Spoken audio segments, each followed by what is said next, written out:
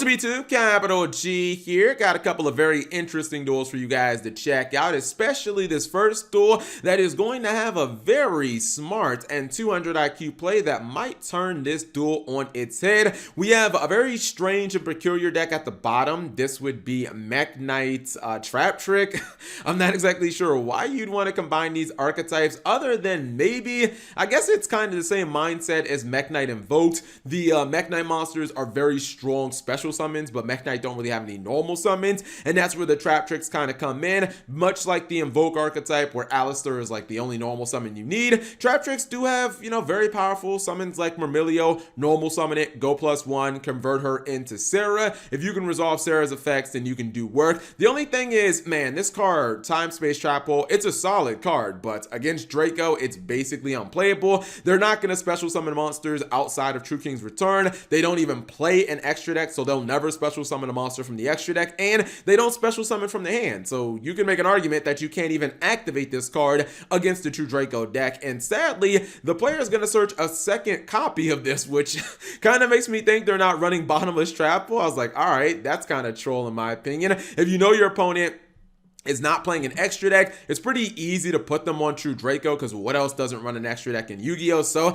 I think getting 2 copies of Time Space Trap Hole, basically not going to even be able to use this card. A Bottomless may have been pretty decent though. Yeah, maybe a Bottomless Trap Hole could have done a little bit of work. Anyways, we'll see if he gets any value, maybe out of Sarah, because Sarah can change the entire duel. True Draco are going to start out with that Heritage, end up tributing and just popping one in the Time Space, then going to activate another Heritage to draw a card. It's going to get Card of Demise for a couple of draws, and is going to tribute the Heritage for the Dynamite Knights. And that's really, man, that's just a rough turn, because Sarah was lost also in the process. So basically, the True Draco player got rid of 3 cards and didn't really lose any advantage. It's unfortunate they drew the Inspector Border. A Dragonic Diagram would have been much better. Goes into battle phase. True King's Return is going to be activated to try to special summon. Ghost Ogre will be the response, and then obviously the Draco player is going to activate some effects here. Looks like he wants to use the copy of Dynamite Knight. His opponent says, I'm going to use Indigo, and then that will obviously prompt the Majesty's Maiden.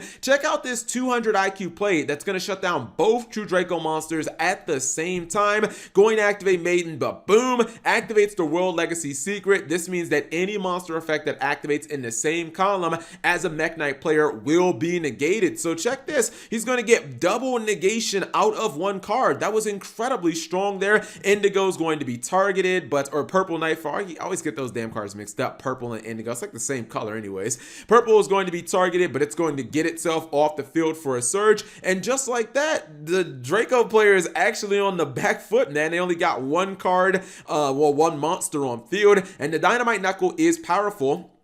However, the problem is the Purple Nightfall can just crash into it, and we know that the Monarch or the Monarch's Erupt needs a Tribute Summon monster to continually stay active. Gonna top deck a copy of Heritage that is not usable right now, and just like that, True Draco is out of gas and ends up scooping up the duel. I really did not see that coming, especially based on the way that the first turn went for Draco. I really thought they were going to take control. I think what they just needed was they needed to be able to hit Diagram, because if they had Diagram, that extra 300 would have made a very big difference in this duel. The Mech Knight monsters are like kind of one of the few archetypes that can stand toe-to-toe with Draco monsters. Most archetypes have to activate a billion effects, but the double negation that was used with World Legacy Secret, plus the size of the Mech Knight monsters, man, Trap Trick side didn't even have to do anything. Anyway, second duel, gonna have some questionable plays by the Dark Magician player. I'll just say that at the beginning. I watched this duel, and man, I'm always critical of bad Dark Magician play, and this duel will be no different. So the Rod is going to get Ash Blossom. You expected that. He's going to use the copy of Illusion Magic to get a couple of Dark Magicians. I question number 1, not setting the Super Poly. You have 2 dead Dark Magicians in your hand. Why not use one of them as discard fodder? If your opponent doesn't play into Super Poly, oh well, it's just 1 card set on the field. It doesn't do you any good in your hand, so that was kind of like mistake number 1 in my opinion. Gonna use the Instant Fusion. Actually, you know what? Boom, we got 2 dark monsters on board. This could have been a Super Poly play immediately, so just something to think about. 2 dark monsters starting Venom. Gonna go into Vampire Sucker, then look to summon Baller Drop.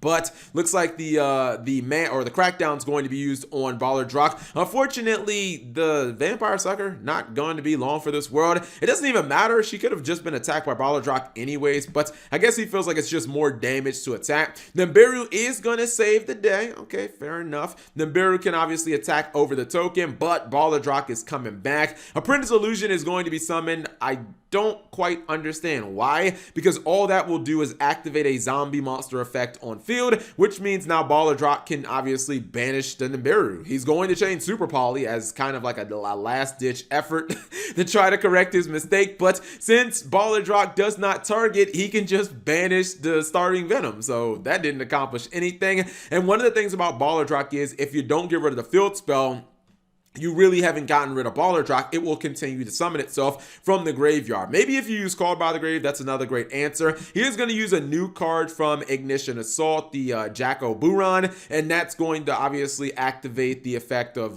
the Ballardrock, which can get the Nibiru off field, and basically he can just destroy him at this point. He is going to get the crackdown that will delay the inevitable, because that can at least take the copy of the Ballardrock, and he's drawing cards at this time too, because Vampire Sucker, he's going to attempt to go for game. Crackdown's going to take the Ballardrock, so at least he did kind of, you know, save that. And he gets a copy of Solemn Strike. You know what? Maybe he can pull this back. We'll see. If he gets enough crackdowns, anything is possible. He is going to use Solemn Strike, but nope, he's got a Solemn of his own. He says, come on, boy, do not try to quote me. Don't try to quote me the ancient text. I was there when it was written. When God has to negate God, that is a very profound chain. He's going to end up negating the Solemn Strike. Both players will lose some life points, and Ballardrock will come out. Ballardrock crash into Ballardrock. You don't lose anything because you're going to be able to summon it from the graveyard. And I think this duel is all but over. Dark Magician doesn't, I don't know what he could possibly top deck. Even if he top decked this card, Super Polymerization, I don't really think it would have done anything, because you still can't get rid of the damn Ballardrock. If you don't get rid of the card permanently, it's just going to keep summoning itself over and over and over again. Or I guess you get rid of the field spell. He's going to use Super Poly, I believe, just for the flex play. Doesn't need to use it, but it's always nice when you can win the game with the Dragon Necro Nether Soul Dragon. Such a long name. Who made that name? I hate that person. That name is way too long. Anyways, hopefully you guys enjoyed those duels. Dark Magician player did not play very well in that game, but hey, you live and you learn. Thank you guys for watching. As always, subscribe if you have not already, and turn on that notification bell for daily videos.